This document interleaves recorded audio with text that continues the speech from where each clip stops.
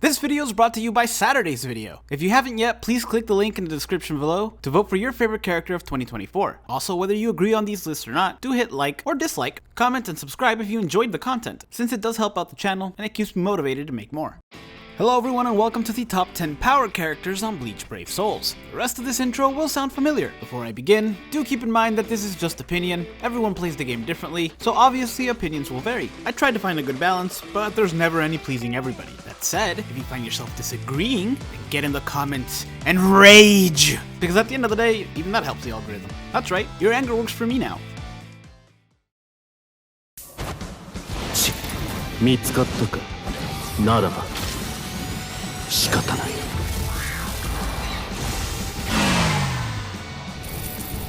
Okay, kicking things off at number 10, we have the Future Society version of Ulquiorra, who not only has a high SP and Frenzy at 2, but also 2 links of strong attack damage and strong attack recharge. Additionally, all of his attacks can inflict debilitating weakening, and if he attacks a weakened enemy, he does 40% more damage. Plus, if he's the one that weakened them, he gets an 80% boost to his SP. And there's more, because after he defeats 20 enemies, he gains 20% Berserker, and after 40, the entire team gains an extra 20% damage on their strong attacks. And speaking of which, let's talk about him. His strong attack 3 is beyond full screen and a charge move that does continuous damage as it's charging, which he can take advantage of thanks to his poise ability. His strong attack 2 is a lunge move with the range of a full screen move, and his strong attack 1 is a beam shot. As I mentioned, they can all inflict debilitating weakening, and he has an increased chance of doing so against Quincy's. He's also completely immune to being weakened himself, and his special, in addition to dealing weakening, also has devastation at 60% and inflicts weakened defense, making for even more damage. As part of his innate skills, he can also recover the entire team's health by 20% anytime they enter a new area, and he has a sharpshooter and long stride. He's an absolute beast of a character, and the fact that he's at number 10 should tell you just how overpowered characters have gotten. 急ぎましょう。これで最後です。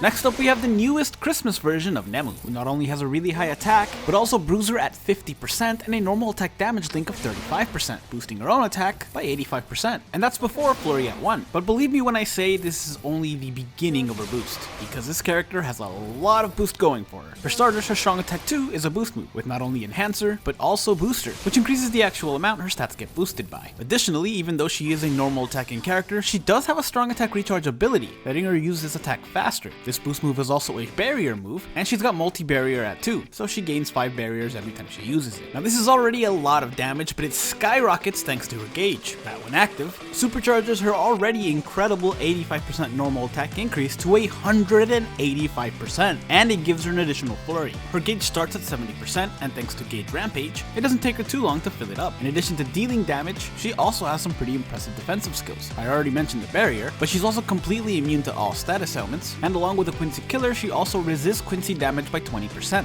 She can also attack while being attacked thanks to poise, and there's no defending against her attacks thanks to sharpshooter. Honestly, the only reason she's at number 9 on this list is because compared to other characters in certain areas, she is a little bit slower, as normal attackers tend to be. Which isn't exactly her fault, and more that the game is designed more around strong attacks. Still, she's an exceptional character with exceptional damage output.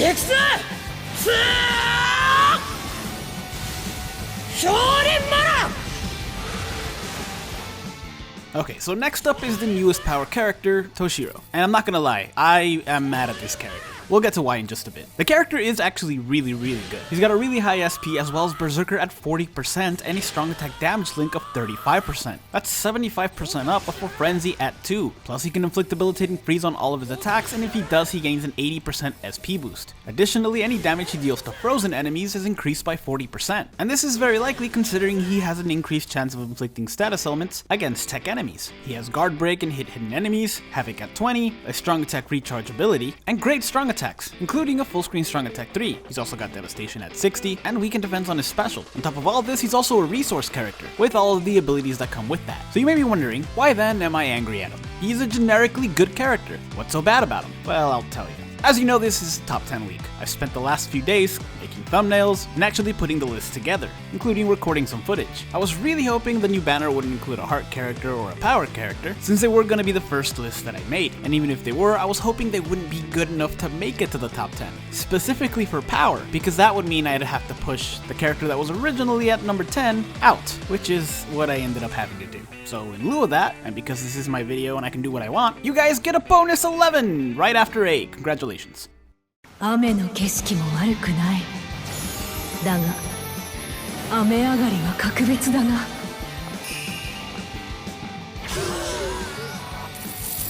Okay, at number 11, and because I really wanted to talk about this character, is Rukia Kuchiki. Sorry to steal your spotlight, Toshiro, but you stole Rukia's. Now this Rukia is a very interesting character. She not only has a high SP and Frenzy at 2, but can also inflict debilitating freeze on all of her attacks except for her strong attack 2. If she does, she gains an 80% SP boost, and she deals 40% more damage to frozen enemies, similar to Toshiro. However, unlike Toshiro, she does not have Berserker, nor does she have a strong attack damage link. She does have the ability to inflict 20% more damage at full health, and she also has the ability to gain health back thanks to her strong attack 2, but unfortunately 20% is less than 75%. You want to know what's not though? Say it with me. The cap on her Rampage. That's right, she's one of only 4 characters in the entire game to have the ability Rampage, a phenomenal ability that increases the amount of damage you deal by 2% for each enemy you defeat, capping at 100%. It is an impressively strong ability that admittedly does take a little while to get going, especially with Rukia, seeing as her strong attack 2 is a heal move and that takes a little longer to come back than the average strong attack. She does have an ability that helps with this anytime you enter a new area, but still she'd have to knock out 37 enemies on her own to be able to match what Toshiro can do baseline. Which, don't get me wrong, knocking out the enemies isn't hard, it just takes longer with her. Rukia also has Sharpshooter and Disabler against tech enemies, as well as complete immunity to freeze. Honestly, I sort of think she's held back by the actual game types available to us, as weird as that sounds, because this character is a lot better than the game allows her to be, if that makes sense. この姿が何かと問うのか。無給竣工。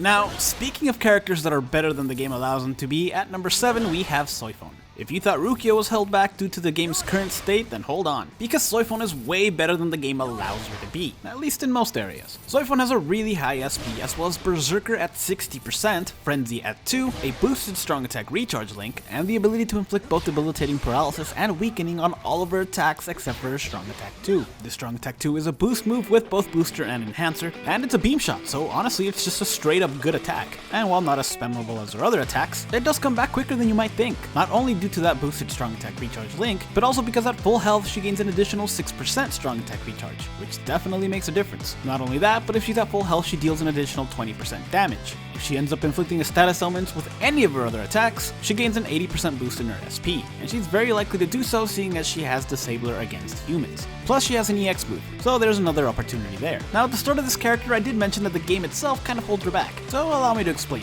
For one thing, she has a full stamina damage ability, as well as a full stamina strong attack recharge ability, with no way of regaining health, until she defeats 20 enemies and gains the stamina recovery ability for the whole team. After 40 enemies, the 20% full stamina damage turns to 50, and after 60 enemies, the entire team's strong attacks get an extra recharge after they enter a new area. And don't get me wrong, these are excellent abilities. The problem is, most of the game is way too easy for her to take full advantage of this, especially with the human killer. It is a human plus killer, but still, the game modes with enough enemies and areas for her to actually take advantage of all this are not as common as you might think. Since she has to be the one to defeat the enemies, co-op is basically a coin flip. Both arena and guild quests have plenty of enemies, but at no point do you ever enter a new area, so if you get hit, there's no healing. Not to mention the other abilities she gains when entering new areas. Senkaimon has plenty of enemies, but there's only 3 areas, so by the time she gets all of her abilities, you're pretty much just at the boss. So yeah, as weird as it sounds, even though Soi Fon is incredibly strong, I do believe that her full strength will shine once we actually get some harder game modes. It's definitely a weird problem to have.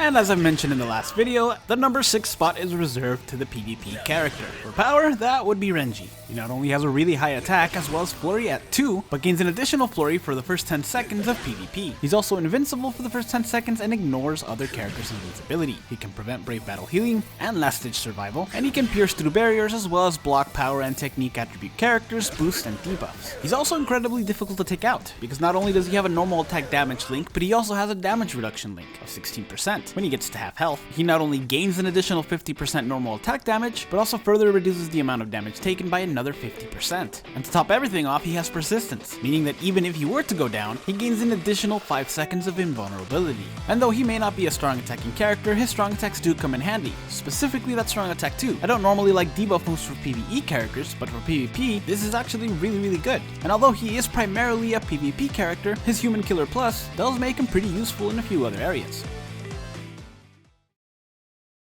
俺たち相性が良さそうじゃねえか。随分とよ。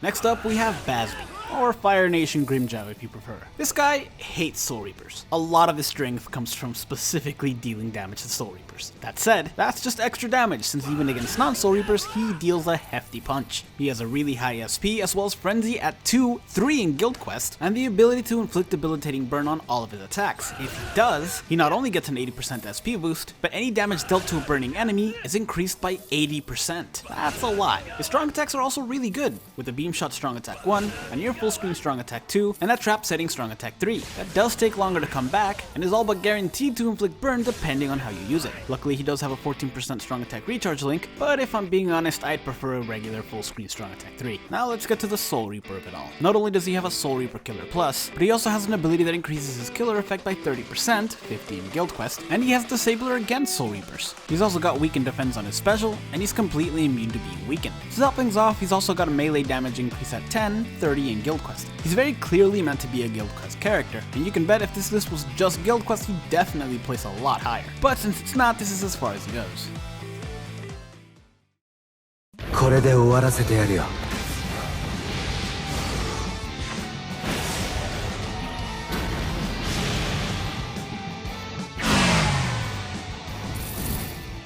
So to be honest, I went back and forth about the placement of this character and the character ahead of him, since Mugetsu has speed, but the other character has power. That's not to say that Mugetsu Ichigo doesn't have power. After all, he does have a really high SP, Frenzy at 2, Berserker at 50%, a link that increases the entire party's strong attack damage by 20%, the ability to inflict weakening on everything, and an increase of SP of 100% if he does, as well as Disabler against hollow enemies. Not to mention, he inflicts 40% more damage on weakened enemies, whose defense is already lower thanks to weakening, still the greatest status element in the game. He also has Bombardment and weakened defense on his special, and even though hollows can't hide, he does have a 100% chance of hitting hidden enemies. As always though, strong attacks are the bread and butter of any character, and his are exceptional. Thanks to Havoc at 20, they're all beyond full screen, with a Beam Shot Strong Attack 1, a Lunge Move Strong Attack 2, and your typical beyond full screen Strong Attack 3. This version of Mugetsu Ichigo is also completely immune to all status elements, and thanks to having Sprinter at 3 and Long Stride, he's effectively one of the quickest characters in the game. Honestly, if it wasn't for the next character, Strong Attack 2, he would easily be in 3rd place. With all that said, does nobody else find it odd he came out in a Parasol banner? 私は今私にできることをやるだけ。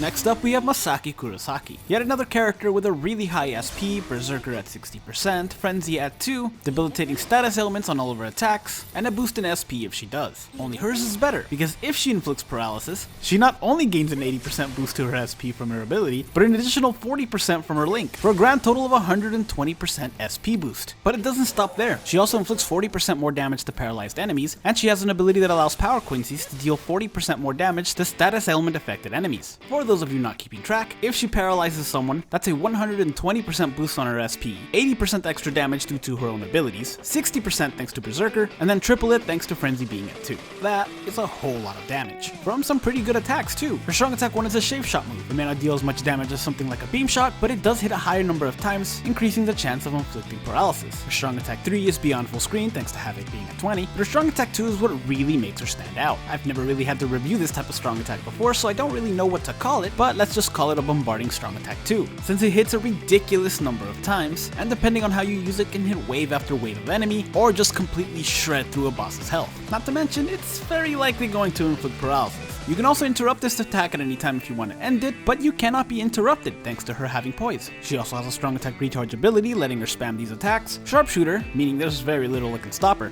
and while she may have in a spot a killer, her disabler against all Arankars make her a threat against any Arankar. Oh, and her special grants an extra life to anyone alive when she uses it. What a team player. Like the Burn the Witch characters, her appearances in this game are few and far between, but anytime there is a new Masaki, she does not disappoint. 倒してやるよ俺自身の力で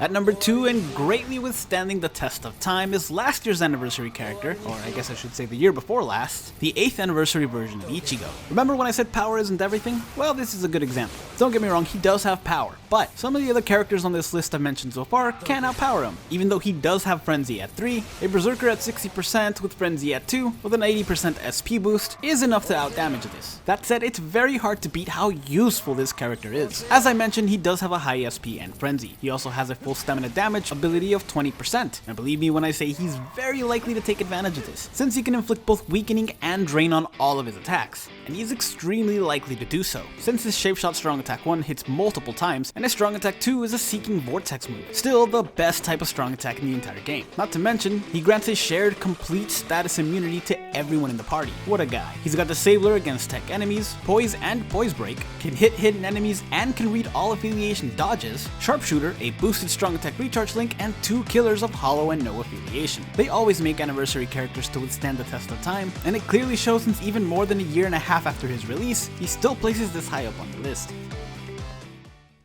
Now before I get to number 1, here are a few honorable mentions. Also, if you haven't voted in the top 10 most popular 2024 characters, please do so. The link is in the description below. 挽回八下の咎めこれでとどめだ覚悟しなさいこれで仕留めるいくよとりゃーうまいんえ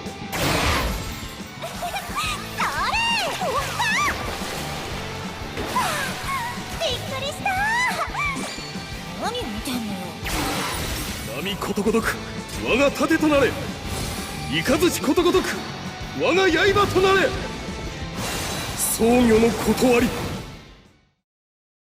挽回シャタツからがらしがらみの辻 And at number 1 is Senjumaru. Strap in. She not only has a really high SP as well as Frenzy at 2, 3 in Guild Quest, but also Berserker at 40%, a strong attack recharge and full stamina damage link, Marauder, Havoc, Poise and Poise Break, Bombardment and Weaken Defense on her special, Disabler against Soul Reapers, as well as a Captain Killer Plus, a 30% increase on her killer effect, 50 in Guild Quest, 10% increase on her melee damage, 30 in Guild Quest, Sprinter at 2, and a complete immunity to paralysis. But I know why you guys are here. I know what you want me to talk about. Her hairdo. No. Senjumaru is the status ailment inflicting character. All of her attacks can inflict some sort of status ailment, with her normal attack inflicting burn, her strong attack 1 inflicting freeze, her strong attack 2 inflicting paralysis, her strong attack 3 inflicting laceration, her special inflicting drain, and her EX move inflicting drain, boosting the entire team, as well as debuffing enemies. Both the boost and debuff are stronger than normal, and all of these status ailments have Debilitator. On top of that, they're all status ailment plus, meaning that if the enemy is already affected with the status ailment, it'll just add it on top of the one it already has, which is perfect considering she gains an SP boost of 80% if she inflicts a status element.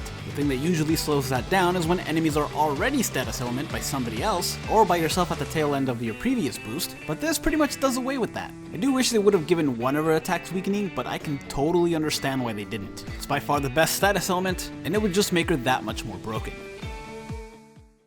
Thank you guys so much for watching. If you enjoyed this video, do hit like and subscribe to the channel, and please don't forget to vote on your favorite character of 2024. She not only gets an 80% boost. she not only gets an 80% boost from her ability, but an additional 40% boost. She not only gets an 80% boost to her SP from her She not only gets an 80% boost from her.